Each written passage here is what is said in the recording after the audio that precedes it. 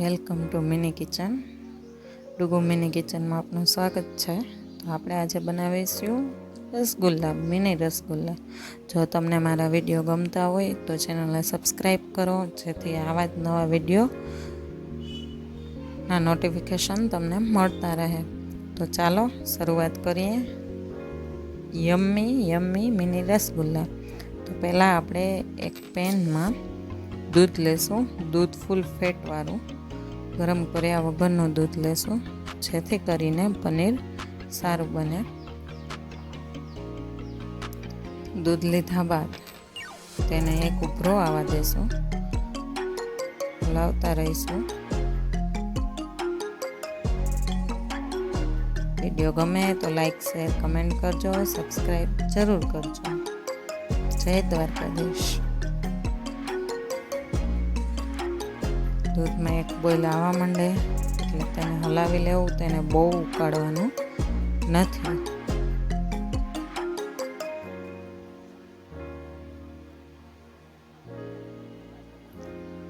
જોઈ શકો છો એક ઉભરો આવવા લાગ્યો છે. તો હવે આપણે દૂધને ઉતારી લઈશું. દૂધને ઉતાર્યા બાદ તેને હલાવી ને થોડી વાર રૂમ ટેમ્પરેચર ઉપર ઠંડુ થવા દેશું. ફૂલ ગરમ દૂધમાં લીંબુ નહીં નાખીએ.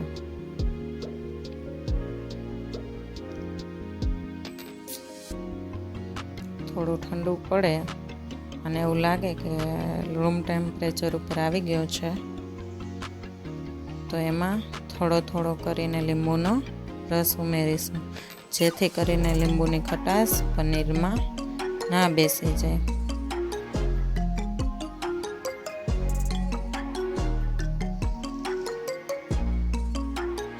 જોઈ શકો છો કે આપણું પનીર છૂટું પડી ગયું છે.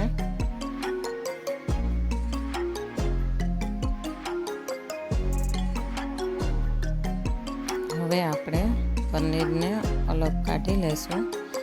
એક સોફ્ટ કોટનના કપડામાં ગાળી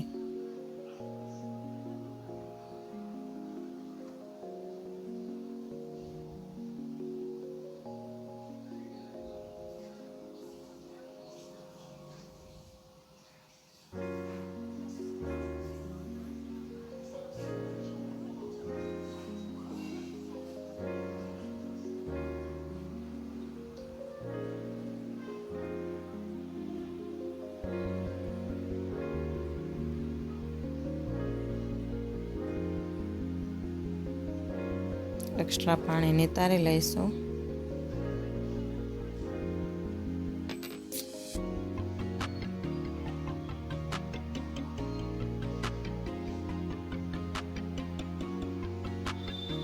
ત્યારબાદ હવે તેને આ જે પનીરનું પાણી છે એનો લોટ બાંધવામાં કે ભાતમાં કે ઉપયોગ કરી શકો છો. તે ખૂબ જ પ્રોટીનથી ભરપૂર હોય છે. ત્યારબાદ હવે આ પનીરને આપણે થોડી વાર માટે ટીંગાડીને મૂકી દઈશું, જેથી કરીને તેનું એક્સ્ટ્રા પાણી બધું નીતરી જાય અને આપણું પનીર એકદમ રેડી થઈ જાય. 2 થી 3 કલાક માટે આવી રીતે મૂકી દઈશું.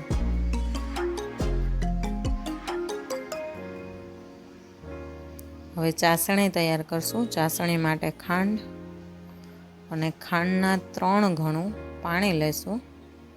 1 કપ ખાંડ તો 3 કપ પાણી લેશું.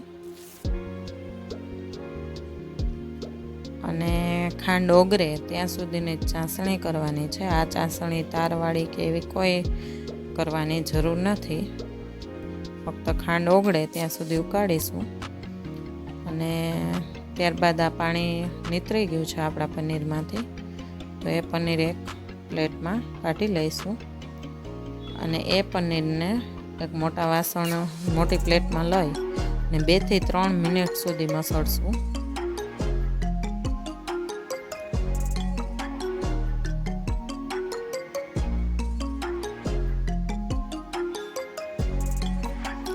બે થી 3 મિનિટ મસળ્યા પછી તેમાં થોડો કોર્નફ્લોર ઉમેરીશું. કોર્નફ્લોર ઉમેર્યા પછી ફરીથી 2 થી 3 મિનિટ મસળીશું. ઘી હાથમાં આવવા લાગે એટલે એકદમ આપણું પનીર તૈયાર છે. એમાંથી નાના નાના રસગુલ્લા વાળી લેશું આ રીતના. જો તમે તમારા કિચનમાં બનાવવા માંગતા હો તો આ જ પદ્ધતિથી મોટા રસગુલ્લા બનાવી શકો છો. ખાંડ એકદમ ચાસણીમાં ઓગળી ગઈ છે. તો હવે તેમાં એલચી નાખીશું ફ્રેગ્રન્સ માટે અને સારા સ્વાદ માટે.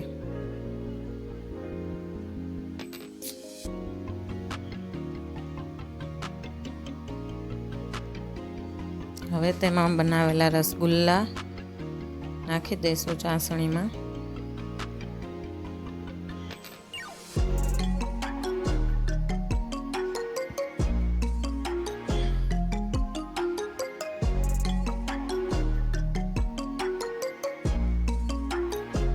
હવે તેને એક ઉભરો આવે એટલે ઢાંકીને 5 મિનિટ માટે પકવી લેશું. 5 મિનિટ થઈ ગઈ છે. પાછા બધા રસગુલ્લાને બીજી સાઈડ ફેરવી અને ફરીથી 5 મિનિટ માટે પકવીશું.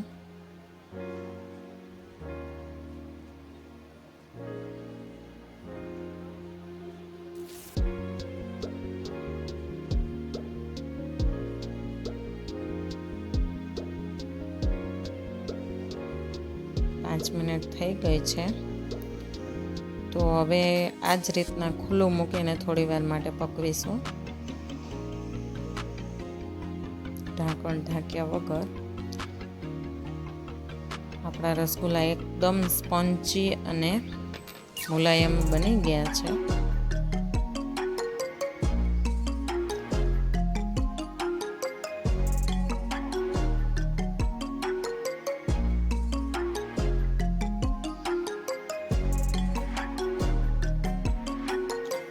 ત્યારબાદ બધા રસગુલ્લાને વારાફરતી ઠંડા પાણીમાં ઉમેરીશું, જેથી કરીને રસગુલ્લા એના શેપમાં જ રહે.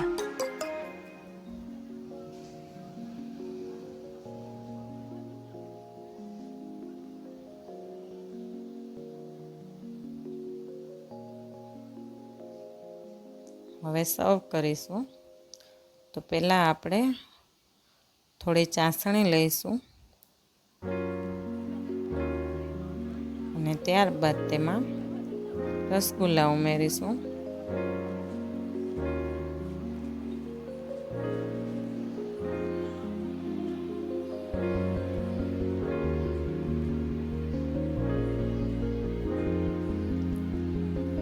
તો તૈયાર છે એકદમ મિની રસગુલ્લા, અને તેના ઉપર કેસર નાખી ગાર્નિશિંગ કરીશું.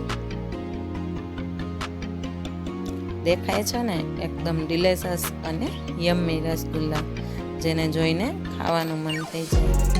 તમે પણ ઘરે ટ્રાય કરો, અને જો વિડીયો ગમ્યો હોય તો સબસ્ક્રાઈબ